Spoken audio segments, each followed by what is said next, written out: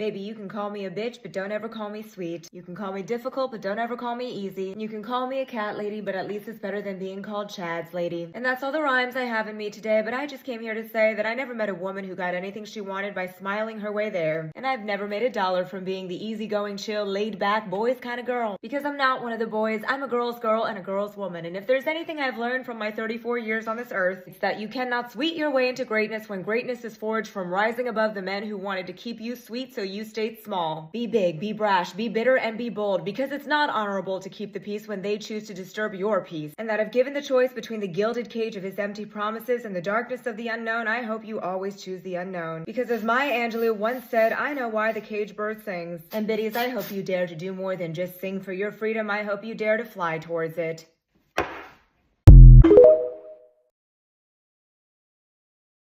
Listen, get obsessed with yourself. I am not saying that lightly. You need to be so obsessed with yourself that it changes the way you talk, the way you walk, the way you show up. Hi, Ellie, why do I need to do that? Because the world treats you exactly how you treat yourself.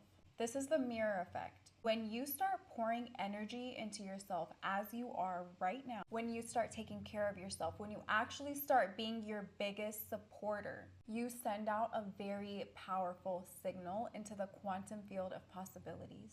You send out a signal that says, I am someone who knows exactly what I'm worth. I am worthy and open to receiving all of my desires. People respond to that, opportunities respond to that, money responds to that. You stop getting treated as an option by your reality, by the people in your reality, and as a priority, as a first priority. So let yourself be in love with you. Do not water yourself down. Do not shrink yourself to make other people feel comfortable. Walk like you belong in every room. Take up the space you are meant to take up. There are not trillions of cells right now working to keep you alive for you to play small. This is going to be your biggest comeback of all times. I am telling you, if you stay focused, if you keep positive energy going in, positive energy coming out, positive vibes coming in, positive vibes going out, this will be your greatest comeback era of all time. The things that you've been manifesting, it wants you to. I want you to type that right now. It wants me to. The things that you're believing in, needing, and desiring, it wants you to. And you need to stay focused. You need to get out of your way and simply believe. And if you're still listening, I want you to type, I believe. You got to stay focused. You got to have that energy, that mindset that reminds you that it is already here. That is what manifestation is all about. It is simply believing it's already done, having the emotions and all of the feels to it. So right now, whenever you see this video, I want you to type again that this comeback era is all mine. Let's stay in alignment. I am telling you guys what I know. Stay in alignment and live your best life. The moment you learn, and I mean really understand, that energy can always be transmuted and used to your benefit and your advantage, you won't give a fuck about who is monitoring you. You will not give a fuck about what people think of you or what people say about you, because they are literally filling your meter. I know some people are into that return to sender thing. Not me. I'm like, oh no, send it my way. Send it my way, please, because I'm going to transmute it and I'm going to use that. There's a reason why when multiple people are focusing on one thing, it manifests more quickly. Thought energy. And if you don't understand thought energy is the reason why when you step into a room with absolutely no context of what happened, you can kind of pick up on the vibe and the collective energy of the space. It's the reason why you can sit next to someone and without them saying a word, you can get an idea of the mood they're in. I know the people that monitor me. I know the things they say. I know, and I use it to my advantage every single time. Before it even gets to me, I've alchemized it. Any energy sent in my direction, whether spoken or in thought form, I transmute it and I use it to my advantage. It only makes me shine brighter. It makes me more creative. It gives me more to give because you are literally giving me your energy. Thank you. You versus the Matrix. Basically, once you manifest something, like, I know you got this phone right here, but I'm really looking at you. Like, once you start to manifest something, the Matrix is now like trying to fight you to not get it here. So it has to try to get you emotional about other shit that it wants you to be emotional about. It tries to get you off your equilibrium, because the moment you off your equilibrium, you basically hand your paintbrush to them and they get to create your life. But when you take your equilibrium back, then you become the creator again. So they're basically trying to take the driver wheel out of your hands. So when I'm like, okay, cool, I can see the new realm, I feel like my new self. My job is to maintain it and to make sure that I don't let nothing get me upset to get me out of my vibration that then takes me to a new reality. You have to almost think about every vibration as if it's a different parallel reality or a different timeline, period. There are 12 laws of the universe, and you may or may not have heard of them, but the difference between the 12 laws of the universe and the religious commandments, let's say the 10 commandments, for example, is that you are bound by one, and the other one you don't actually have to pay any attention to whatsoever. Of course, that's going to offend some religious people who feel, how dare you blaspheme the Holy Bible and tell us that the 10 commandments are things that we can just do away with. Easy. People do away with them all the time. People do commit murder. People do lie and steal and cheat and adulterate and falsely worship things that are not themselves. And even further is the fact that we actually don't need them to dictate anything in our lives or about our lives, because we are born with the innate nature of understanding that murder is bad, lying is bad, cheating people is bad. However, because in this plane you have been made to believe that the true source of all that is not within you and is actually of this world and outside of you, you believe that you need a God to tell you how to conduct your soul. Even though your religious text tells you the true source of all that is, if you want to call that God, dwells in you. You are the temple.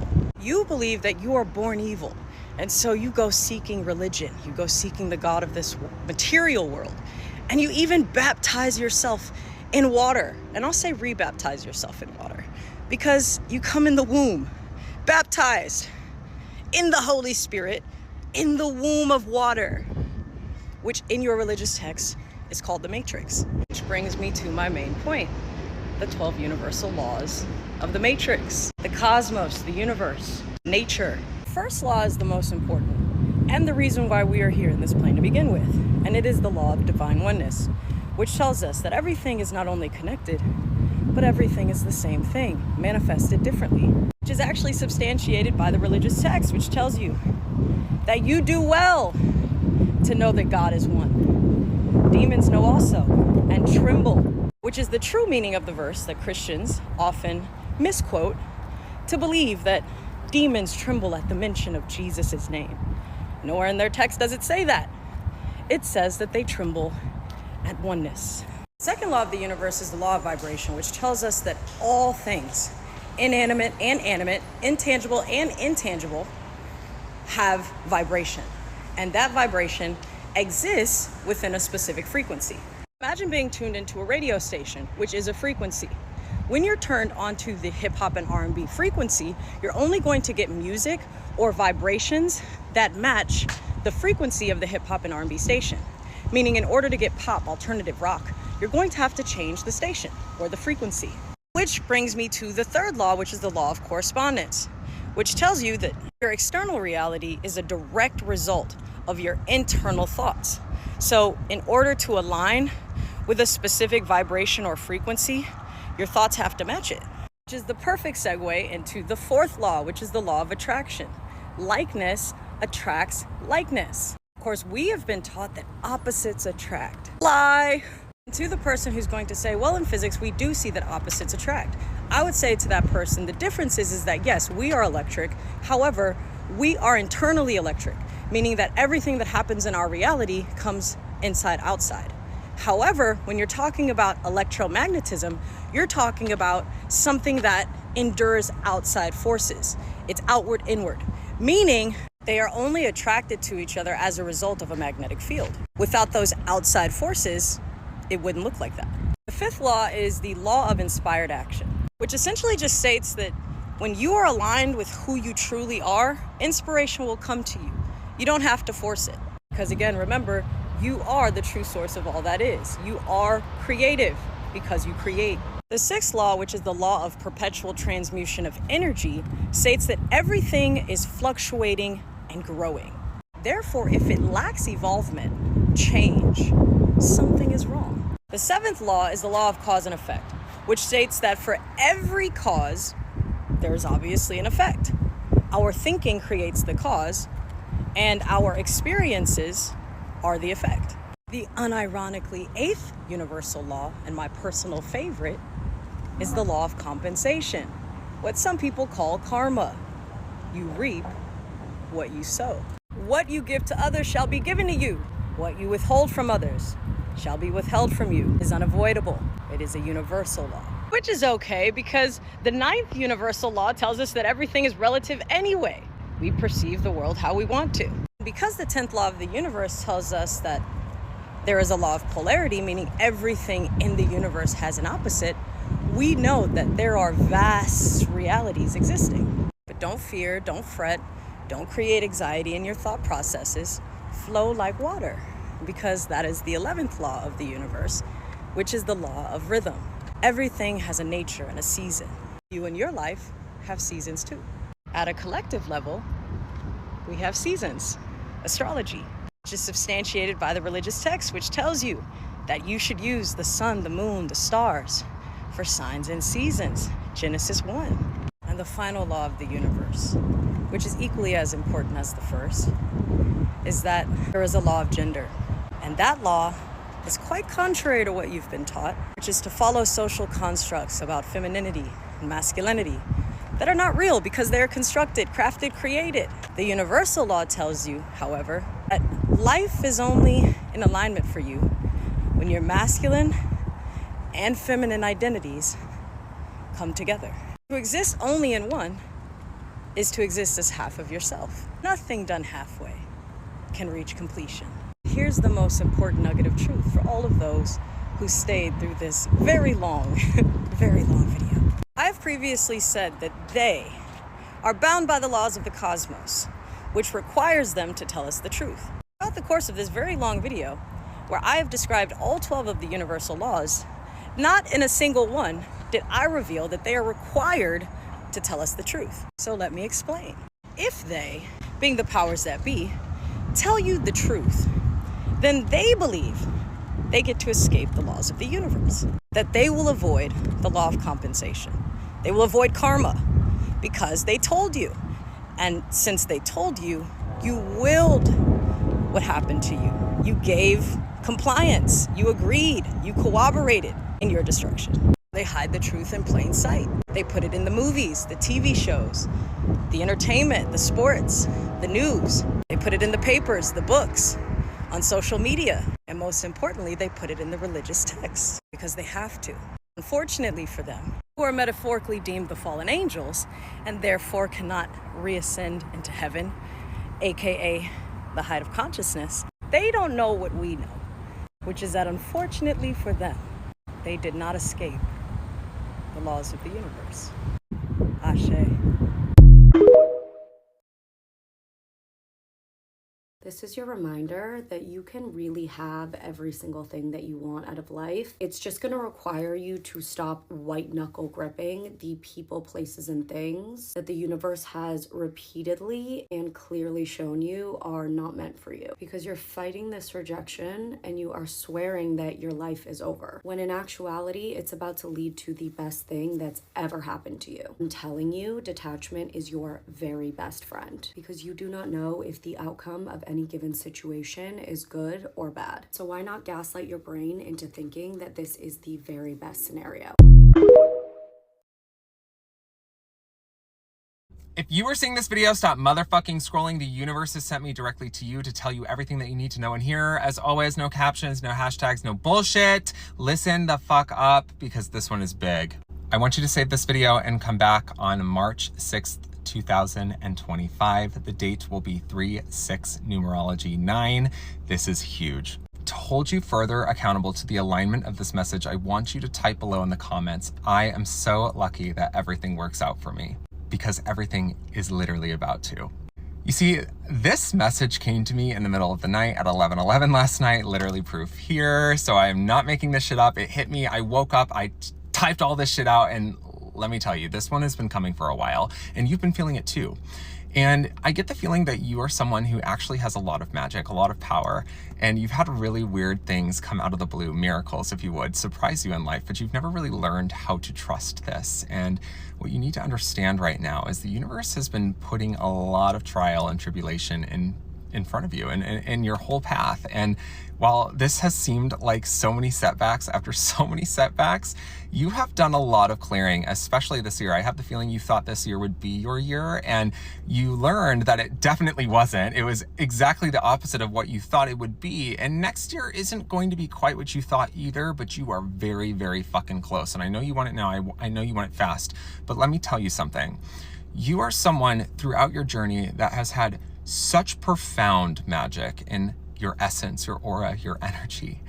And the journey for you, and Spirit wants you to know and make this true to you, is that your journey has been about overcoming the misuse, the abuse, the narcissism that you attract through this light. Because when you have a bright light, it's moths to a flame, okay? You attract some people that really need it and really want it, but you don't actually really recognize how bright and bold this is. And you've always had this magnetism and this brilliance, and things have not worked out for you, so you felt very contradicted by this gift. And you feel and you swing between this very massive, empowered, bold, energetic, and inspired state to like completely devastated and just down in the trenches and like out of luck at everything, and like life is miserable. And the reason why is because innately you are meant to be powerful. You are meant to be in this steady, progressive and magical essence. But the problem is that your journey has been meant for you to experience the control, the misuse, and the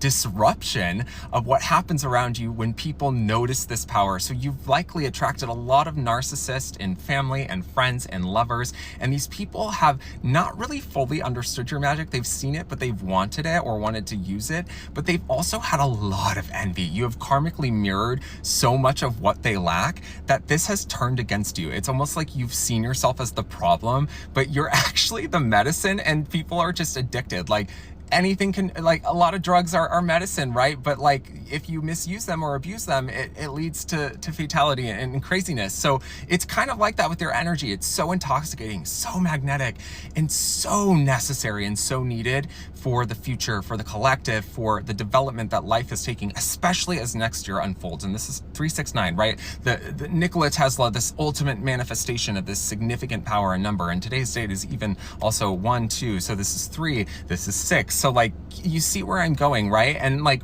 you are stepping into this truth, and you've gone through just a significant period of setbacks and questioning your power, and the swing needs to end. You need to decide, you need to choose. The misuse of your light has come not only from its intoxicating features, but it's been a part of your journey for you to actually be exactly who you've been asking to. And you've done a really great job to get here, and I know it's been a fucking shit show.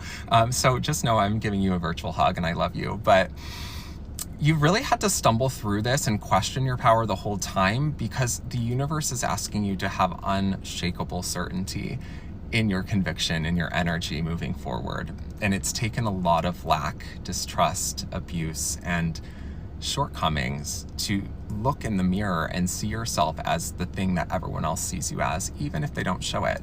Remember, the house of hidden enemies, things that cannot be seen. Not everything is what it seems on the surface. And you need to remind yourself that not everything that you've experienced has perpetuated the belief of not being good enough or not ever being able to make it to where you want to go. It's an illusion. So discern accordingly, but it's time for you to step into your truth in this period, and you're going to start seeing the magic. Do not refute it. Do not dwindle it. Do not dim your own spark or light. Embrace it. You are powerful. And those moments where you swing into the power trip and you know it, you need to really hold a lot of faith in right now. And when you feel a little bit of uncertainty in this power, as you will, The moment of redirection will be in the instant that it comes. It's not about not thinking it, because you've gone through a lot, which will recircle itself and recycle itself and do different people, places, things, and triggers. But now you're ready, and when they do, you know exactly how to handle it. Just redirect. I am so grateful that everything works out for me. This is the energy of your magic. It's time to embrace it and own it, because you become the version of you that's ready to. It's just taken a few hardships, but you're good now, I promise. Claim it, step forward, and I'll see you on 369. It's time. Embrace your magic. It's here. Vibrate so high that anybody with evil intent can't even be in your space. Vibrate so high that you hear the collective consciousness. Vibrate so high that you walk a path that many are scared to travel. Vibrate so high that standing in your presence raises another person's frequency. Vibrate so high that you become who you have in your mind's eye. Vibrate so high that you walk with your higher self in your ancestors. Vibrate so high that you heal yourself.